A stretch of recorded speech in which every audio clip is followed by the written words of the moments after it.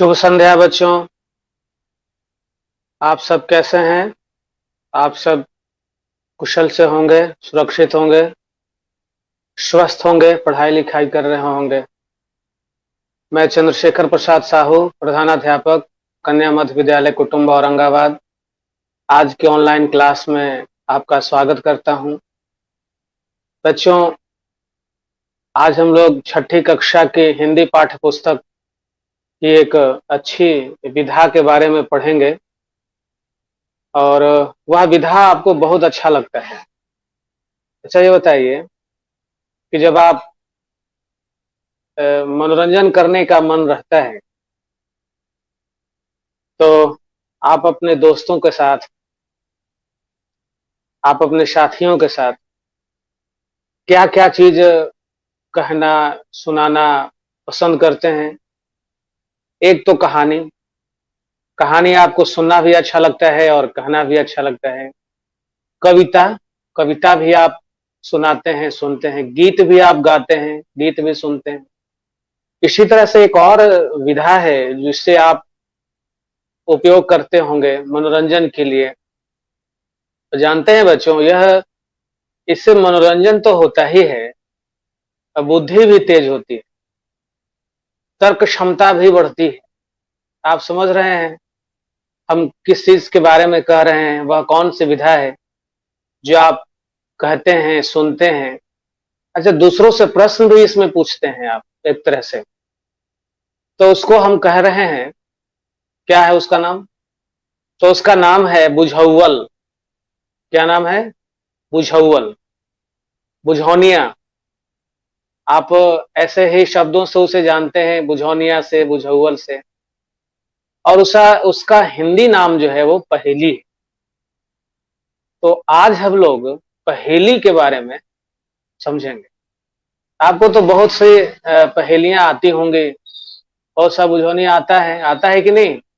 अब बहुत सा पहेलियां बुझाते हैं।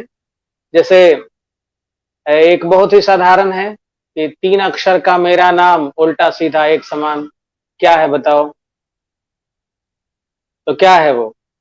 जहाज, चम्मच, ऐसे शब्द हैं। हम लोग बचपन में थे तो कई पहेलियां, कई बुझौनियां हम लोग सुनते थे, कहते थे। जैसे सगर नगर में एके गोइठा, पहले हम लोग सुनते थे, सुनाते थे। वो क्या है? तो चांद होगा या सूरज होगा। तो इस तरह से कई पहेलियां हैं। अच्छा, पहेलियां बुझाना जरूरी है या नहीं? बिल्कुल जरूरी है। पहेली हो, बुझौनिया हो, इसे क्यों हम लोग कहते हैं?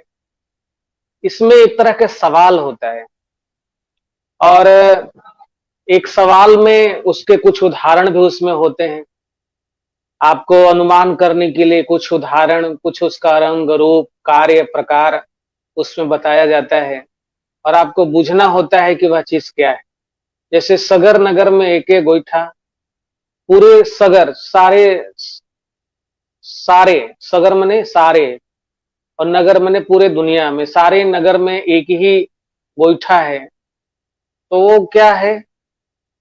तो चांद है या सूरज है? तो उसमें एक उदाहरण है ना कि पूरे दुनिया में वो एक ही है। एक और पहेली मैंने उदाहरण दिया है कि 3 अक्षर का मेरा नाम, उल्टा सीधा एक समान। तो एक उदाहरण उसमें है कि 3 अक्षर का है और ऐसा है कि बाएं से पढ़ें या दाएं से पढ़ें, वो एक ही शब्द उच्चारण होता है उसका। तो इस तरह से पहेली साहित्य की ऐसी विधा है जिसमें प्रश्न किया जाता है और उस प्रश्न में कुछ उदाहरण, उसके रंग, रूप, कथनी, करनी, ये सब के बारे में भी कुछ उसमें हिंट्स दिया जाता है, कुछ सहायता किया जाता है और आपको उसके आधार पर उसका नाम जानना होता है। तो ये पहेली है। तो यह पहेली आखिर क्यों जरूरी? तो एक तो आप कहेंगे कि ये जो पहेली है इससे मनोरंजन होता है और इस तरह का जो मनोरंजन है वो स्वस्थ मनोरंजन है। दूसरा फायदा क्या है? तो दूसरा फायदा यह भी है कि इससे सोचने की, कल्पना करने की क्षमता होती है। आप सोचते हैं, कल्पना करते हैं, अनुमान लगाते हैं। फिर है कि आप तर्क भी करते हैं। आप उदाहरण से, प्रसंग से आप जोड़ते हैं, तो ये तर्क भी करते हैं आप। तो यह जो पहेली है, वह बच्चों के बौद्धिक विकास के लिए, उनकी तर्क क्षमता के विकास के लिए, उनमें कल्पनाशीलता का विकास करने के लिए बहुत जरूरी है। बच्चे उससे ज्यादा से ज्यादा चिंतन करते हैं, सोचते हैं, अनुमान लगाते हैं। तो यह पहेली एक तरह से बच्चों के लिए दिमाग का कसरत है। यह दिमागी कसरत है।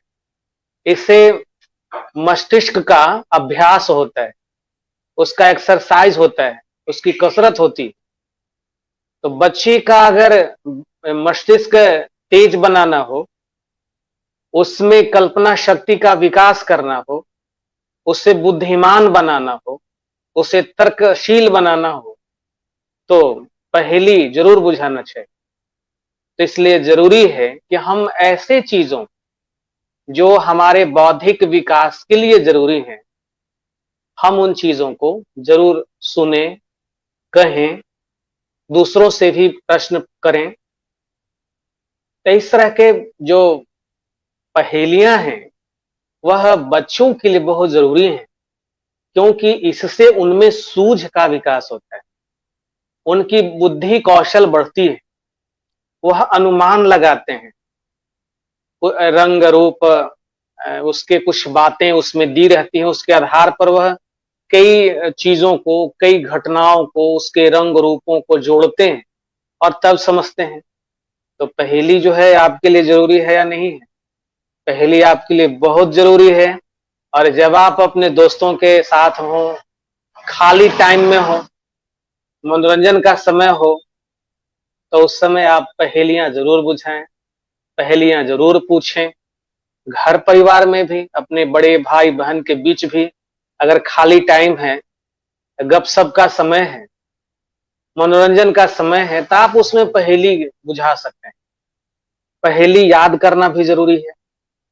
ज्यादा से ज्यादा पहेली अगर आप याद करते हैं, तो दूसरे के तर्क शक्ति, तर्क क्षमता का भी आप आकलन कर सकते हैं। तो पहेली जो है, वह बच्चों के बुद्धि कौशल, उनकी कल्पना शक्ति, उनके सोचने समझने की शक्ति, उसमें अंतर्दृष्टि, सूझ कितनी है, वह बुद्धि का प्रयोग कितना तेजी से करते हैं, इसकी जांच भी हो जाती है। तो इन सब दृष्टियों से पहेली बहुत जरूरी है। यह आपके दिमागी कसरत के लिए जरूरी है। जिस तरह से आप अपने शरीर के लिए कसरत करते हैं, व्यायाम करते हैं, अभ्यास करते हैं, तो उसी तरह से आपके मस्तिष्क का जो कसरत है, अभ्यास है, जो तरोताजा है, वो जो उसे तेज बनाना है, तो पहेली का इस्तेमाल, पहेली का उपयोग किया जा सकता है। तो आपके पाठ्य पुस्तक में, छठी कक्षा की हिंदी पाठ्य पुस्तक में पहेलियों का एक पाठ है। उसमें 7 पहेलियां हैं। सातों पहेलियां बड़ी मजेदार हैं। आपको आनंद भी आएगा अनुमान लगाने में। तो आइए हम लोग उसको देखते हैं कि कौन कौन सी पहेली। तो पहली पहेली है कि आग लगे मेरे ही बल से, ध्यान दीजिएगा, आग लगे मेरे ही बल से, हर इंसान के आती काम, दिन में पौधे मुझे बनाते, अब बतलाओ मेरा नाम। इसमें उदाहरण भी दिया हुआ है, उसका काम भी दिया हुआ है। उसका काम क्या है? उसका काम है आग लगाना, मतलब आग लगाने में वो सहायता करती है। दूसरा क्या है? हर इंसान के आती काम, हर इंसान के वह उपयोग में आती है। दिन में पौधे मुझे बनाते, और पौधे उसका पौधे उसको बनाते हैं दिन में। अब बतलाओ मेरा नाम। आसान है। अच्छा ये बताओ, पौधे दिन में क्या बनाते हैं? तो दिन में क्या बनाते हैं? और वो आग भी लगाते ही है, इंसान भी उपयोग में लाता है। अब आप समझ गए क्या है? वह है ऑक्सीजन गैस। ऑक्सीजन गैस है ना, आग लगे मेरे ही बल से, ऑक्सीजन सहायक होता है आग में, उसके बिना ऑक्सीजन के बिना आग नहीं जलेगी। और हर इंसान के आती काम, हर इंसान, हर जीव जंतु, चाहे वो इंसान हो, प्राणी हो, जो हो, सांस में लेता है। और दिन में पौधे मुझे बनाते, पौधे ही न बनाते हैं, ऑक्सीजन मुक्त करते हैं ना। और बतलाओ मेरा नाम तो ऑक्सीजन है ना। तो है मजेदार ये पहेली। तो इसी तरह से पहेली बनती है कि उसके कुछ रंग रूप काम सबका ब्यौरा होता है, आपको उसके आधार पर उसका नाम बतलाना होता है। ये ऑक्सीजन है। अच्छी पहेली लगी? बिल्कुल लगी। अब दूसरी पहेली है, एक फूल काले रंग का। ध्यान से सुनिएगा।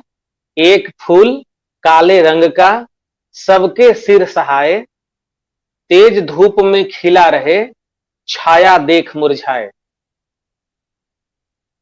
वह जो फूल के जैसा है और काले रंग का है, सबके सिर पर वो रहता है, सबके सिर पर सहायक रहता है, तेज धूप में उसे खिला देते हैं, और छाया देख मुरझाए, छाया में उसे बंद कर लेते हैं। अब क्या है बताइए? बहुत आसान है। तो तेज धूप में माथे पर लेकर हम लोग क्या चलते हैं? छाता, काले रंग का, है ना। एक फूल काले रंग का, छाता का जो आकार होता है फूल के जैसा होता है और काले रंग का भी होता है, सबके सिर पर सहाय, सबके सिर पर रहता भी है, तेज धूप में खिला रहे, तेज धूप में ही तो उसको हम लोग खोलते हैं छाता को, और छाया देख मुरझाए, और छाया रहने पर उसको मोड़ लेते हैं, तो छाता है। मजेदार मजेदार पहेली। तीसरी पहेली, एक सींग की ऐसी गाय। ध्यान से सुनेंगे। एक सींग की ऐसी गाय, जितना दो उतना ही खाए, खाते खाते गाना गाए, पेट नहीं उसका भर पाए। क्या है? एक सींग की वो गाय है, गाय जैसी है, उसको जितना दीजिए उतना खाएगी, और खाते खाते गाना गाती है, लेकिन जितना दीजिए खाती है, पेट उसका नहीं भरता है। तो बताइए क्या है?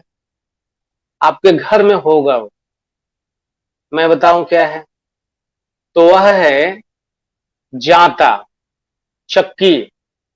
देखे हैं आपके घर में है जांता, चक्की, जिसमें गेहूं पीसा जाता है, दाल दरा जाता है, चावल पीसा जाता है।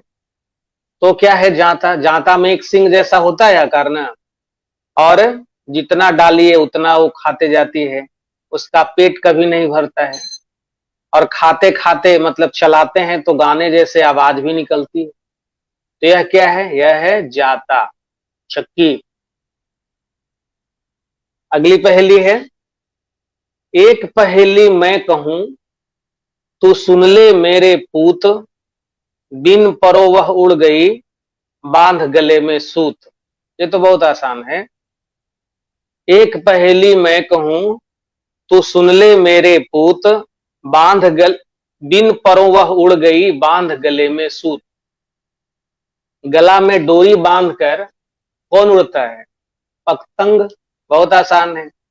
बिना पर के, बिना पंख की का वह पतंग उड़ता है।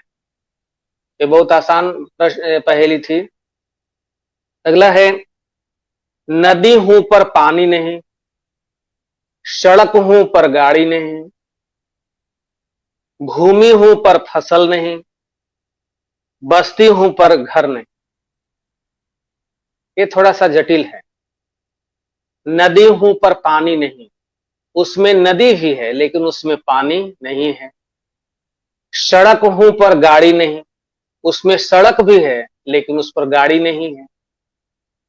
भूमि हूं पर फसल नहीं, उसमें जमीन भी है लेकिन उसमें फसल लगी हुई नहीं है। बस्ती हूं पर घर नहीं, गांव भी है लेकिन उसमें घर नहीं बना हुआ है। तो यह जो है, यह है मानचित्र, है ना। मानचित्र में नदी, खेत, बस्ती, सड़क सब कुछ रहता है। तो यह मानचित्र के लिए पहेली।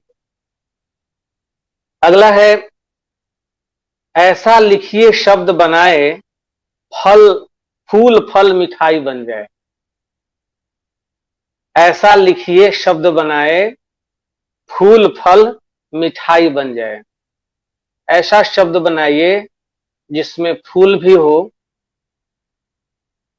फल भी हो और मिठाई भी हो। क्या है वो? आपको बहुत पसंद होता रहता होगा वो। वह है गुलाब जामुन। गुलाब जामुन में गुलाब है, फूल है, जामुन है, फल है, और दोनों मिला दिए गुलाब जामुन, तो एक मिठाई हो गई। है मजेदार ना पहेली। एक और पहेली है, ऊंट की बैठक, हिरण की चाल, वह कौन सा जानवर जिसके दुम न बाल। बिल्कुल ध्यान से सुनिए। ऊंट की बैठक, वह बैठता है तो ऊंट के जैसा बैठता है। वह चलता है तो हिरण के जैसा उछलते हुए चलता है। अब तो बहुत आसान हो गया। उछलते हुए चलता है। वह कौन सा जानवर है जिसके दुम न बाल। वह कौन सा जानवर ऐसा है जिसका दुम नहीं है, माने पूंछ नहीं है और बाल भी नहीं है। तो ऊंट के जैसा जो बैठता है और उछल उछल कर चलता है हिरण के जैसा, वो क्या है? मेढक। मेढक है ना, बैठता है तो ऊंट के जैसा और चलता है तो उछल उछल कर चलता है, जैसे हिरण उछल उछल कर चलती है। तो इस तरह से ये पहेलियां हैं जो आपके पाठ्य पुस्तक में है। पहेलियों की अपनी रोचकता है, अपनी उसकी विशेषता है, अपना उसका एक महत्व है। तो पहेलियों की उपयोगिता को ध्यान में रखकर आपके लिए यह पहेली रखी गई है कि आप पहेलियों से जुड़ें। आप अधिक से अधिक पहेलियां याद रखें, पहेलियों को बुझें, ताकि आपका जो अ, सोच है, आपकी जो बुद्धि है वह और तेज हो, सोचने समझने की शक्ति, जो क्षमता है उसका बढ़ोतरी हो। आपके लिए मैंने भी कुछ पहेलियां लिख कर लाया है, उसे आप जरूर सुनिए और अनुमान लगाने का प्रयास करिए। एक थाल मोती से भरा, सबके सिर पर औंधा धरा, चारों ओर वह थाली फिरे, मोती उससे एक न गिरे। एक थाल मोती से भरा, एक ऐसा बड़ा थाल है जिसमें मोती भरे हुए हैं और सबके सिर पर उल्टा वो रखा गया है। वह थाली चारों ओर घूम रही है, लेकिन उससे में जैसे जो मोती हैं वो नीचे नहीं गिर रहे हैं। तो क्या है? वह है आकाश। आकाश एक क्या है? एक बड़ा थाल जैसा है। उसमें मोती क्या है? तो तारे उसके मोती हैं। सबके सिर पर औंधा लटका हुआ है, और लेकिन उसके से तारे जो हैं वो नहीं, नीचे नहीं गिरते हैं। तो यह जो है पहेली का उत्तर क्या हुआ? आकाश। अगला एक और मजेदार पहेली सुनिए। बिना चूल्हे के खीर बनी, न मीठी ना नमकीन, थोड़ा थोड़ा खा गए बड़े बड़े शौकीन। अनुमान लगाइए। बिना चूल्हे के खीर बनी, वह खीर के जैसा उजला होता है, लेकिन वह कोई चूल्हा पर नहीं बनता है। ना मीठी ना नमकीन, न तो मीठी होती है न नमकीन होती है। थोड़ा थोड़ा खा गए बड़े बड़े शौकीन, और शौकीन लोग उसे थोड़ा थोड़ा खाते हैं। अच्छा अनुमान लगाइए कि थोड़ा थोड़ा शौकीन लोग क्या खाते हैं जिसका रंग उजला होता है? अनुमान लगाए? तो यह है चूना, है ना चूना। पान लोग खाते हैं तो चूना भी थोड़ा थोड़ा खाते हैं ना, और उजले उजले रंग का होता भी है, और खीर जैसा उजला होता भी है, और कहीं चूल्हा पर तो ये बनता नहीं है, लेकिन इसे लोग थोड़ा थोड़ा खाते हैं। तो मजेदार पहेली थी ना। बिल्कुल, आप ऐसे ही और पहेलियों को याद करके नोट करके कॉपी पर जरूर कक्षा में लाइए। अच्छा, एक और सुन लीजिए, इसका उत्तर आप जानते होंगे, आप बहुत बार इस पहेली को सुने होंगे। हरी थी मन भरी थी, लाख मोती जड़ी थी, राजा जी के बाग में दुशाला ओढ़े खड़ी थी। ये तो बहुत आसान है। हरी थी मन भरी थी, लाख मोती जड़ी थी, राजा जी के बाग में दुशाला ओढ़े खड़ी थी। बिल्कुल आप जान रहे हैं क्या है ये है मक्का। हरी भी रहती है और इसमें मोती जैसे दाने उसके जड़े रहते हैं। ये बाग में भी है, खेत में भी खड़ी रहती है। दुशाला ओढ़े मतलब इस पर छिलके के अंदर ये रहता है, तो ये क्या हुआ? आप जानते हैं मक्का है। अच्छा, एक और सुन लीजिए। हाड़ की देह उजला रंग, लिपटा रहे नारी के संग, चोरी की ना खून किया, वाका सिर क्यों काट लिया। यह भी बहुत कई बार सुने होंगे आप लोग। हाड़ की देह, हाड़ की देह उजला रंग, लिपटा रहे नारी के संग, चोरी की ना खून किया, वाका सिर क्यों काट लिया। क्या है ये? अच्छा, ये अनुमान करिए किसका सिर काटा जाता है, और वो सबसे ज्यादा जो है नारियों के पास रहता है। याद हुआ? उजले रंग का होता है और हमेशा काटते रहते हैं उसको। क्या है वो? नाखून। नाखून ही है, उजले रंग का होता भी है, नारियों के पास ज्यादा बड़ा बड़ा रहता है, और इसको काटते भी रहते हैं। इसकी कोई जरूरत नहीं रहती है, इसने कोई चोरी, कोई खून, कोई अपराध नहीं किया है तो भी काटा जाता है। तो कौन? नाखून है ना इसका सही। बिल्कुल नाखून है। अच्छा, एक और सुन लीजिए। सावन भादो बहुत चलत है, माघ पूस में थोरी, अमीर खुसरो यूं कहे, तू बूझ पहेली मोरी। देखिए, अमीर खुसरो की जो पहेलियां हैं वो बहुत चर्चित हैं, और कई पहेलियां उन्होंने लिखा भी है। उनकी पहेलियों को पाठ्य पुस्तकों में भी पढ़ने के लिए रखा जाता है। तो ये सुनिए ध्यान से। सावन भादो बहुत चलत है, माघ पूस में थोरी, अमीर खुसरो यूं कहे, तो बूझ पहेली मोरी। मोरी, इसमें उत्तर भी है। सावन भादो में बहुत चलता है, माघ पूस में कम हो जाता है। ये क्या है? मोरी। मोरी है मतलब नाली है। नाली में पानी सावन भादो में ज्यादा बहता है ना, और माघ पूस में थोड़ा कम हो जाता है, तो मोरी, नाली को मोरी भी कहा जाता है। तो इसका सही उत्तर क्या है? नाली है। एक और है जो अंतिम है, बहुत मजा आएगा आपको, ध्यान से सुनिएगा और उसका अनुमान भी लगाइएगा। एक नार ने अचरज किया, सांप मार पिंजरे में दिया, ज्यों ज्यों सांप ताल को खाए, सुख है ताल सांप मरी जाए। ध्यान से सुनेंगे। एक नार ने अचरज किया, एक महिला ने, नार यहां नारी, एक नारी ने, एक महिला ने अजब किया कि सांप मार पिंजरे में दिया, सांप को मारकर पिंजरे में रख दिया। ज्यों ज्यों सांप ताल को खाए, और ज्यों ज्यों सांप जो है वो ताल को खाए, मतलब जहां रखा गया है वो तरल है, वो उसका वो खा रहा है उसको। सुख है ताल सांप मर जाए, और जैसे ही ताल यानी झील जहां तरल पदार्थ रखा हुआ है, उस जैसे ही सूखता है वैसे ही सांप भी मर जाता है। थोड़ा कठिन है। अच्छा ये बताइए कि सांप के जैसा बना करके और उसको रखा जाता है शाम के समय। अब अनुमान लगाए, शाम के समय सांप जैसा लंबा बना करके उसको रखा जाता है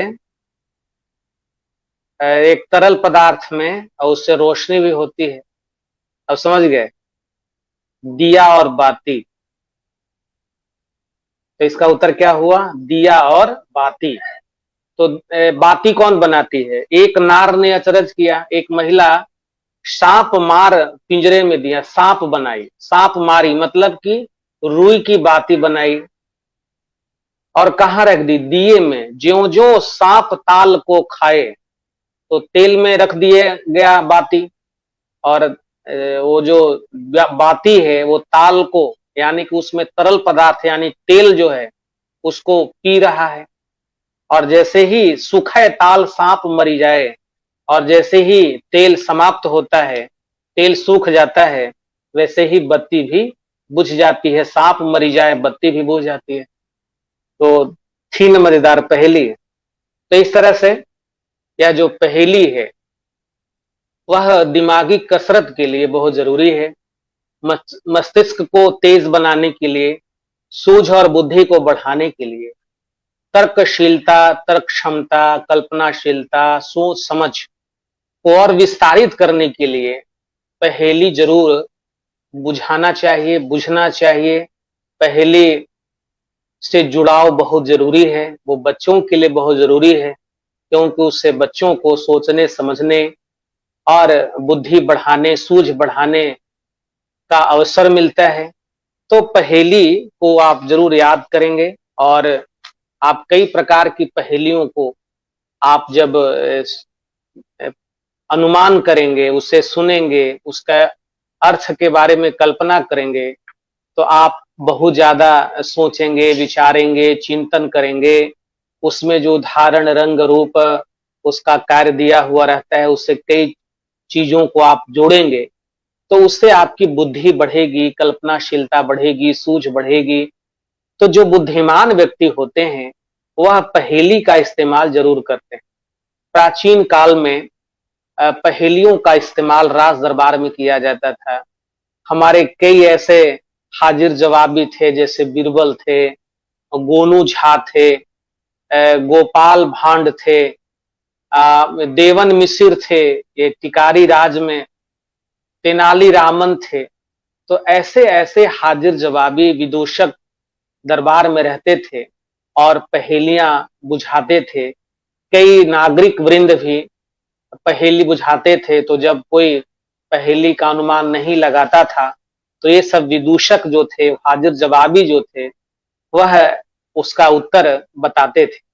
तो पहेली जो है वो सूझ बुद्धि से जुड़ी हुई है, और मस्तिष्क को ताजगी से भरने के लिए और उसके स्वस्थ मनोरंजन के लिए पहेली बहुत जरूरी है। तो बच्चों, मैं अब यह पाठ यहीं समाप्त करूंगा, यह इस गृह कार्य से कि आप लोग कम से कम 10 पहेली अगली कक्षा में जरूर नोट करके, याद करके, कॉपी पर लिख कर लाएंगे और अपनी कक्षा में सुनाएंगे। तो आपको आज का पाठ बहुत अच्छा लगा होगा। तो बच्चों, मैं पाठ ये ऑनलाइन क्लास यहीं समाप्त करूंगा। आप सबों को बहुत बहुत धन्यवाद, बहुत बहुत शुभकामनाएं। आप सबों को शुभ रात्रि।